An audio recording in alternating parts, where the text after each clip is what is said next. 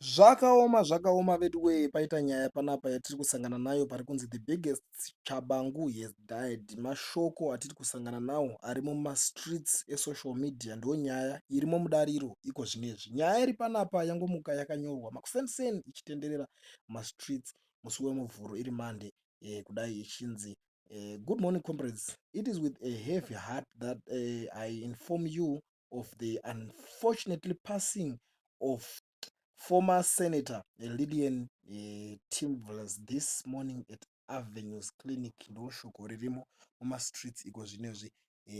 Uyo munhu aimbozivikanwa ari munhu aishanda nemapato anopikisa zvematongerwo enyika kubva kumashure, kubva kumakore avana Tsvangirai nechimwewo chikwata. So ndokwaaimbozivikanwa achishanda navo, asi pakazopinda bato reZANU-PF mupower, tingataura zvekuti second republic payakapinda mupower, akabva aenda kutanga kunoshanda navo kubva pakangonzi vamunangagwa vapindwa paitwa coup, achingobva angotiza akati regedza ndini ndinoshanda nevanhu ivavo. Ndo nyaya iripo irimo mudariro iko zvino, nyaya yatiri kusangana nayo kuti mudzimai uyu ashaya, kureva kuti afa, haasisiko zvamuchose. Ndo nyaya dzatangoti tuve nadzo takakubatirai dzirimo mumastreets, nyaya dziri kutenderera iko zvinezvi. Kusazivawo kuti hama dzadiwa, hama neshamwari dzake vaimuziva, vaimusapota, vaimutevera, munoionawo sei nyaya iyoyi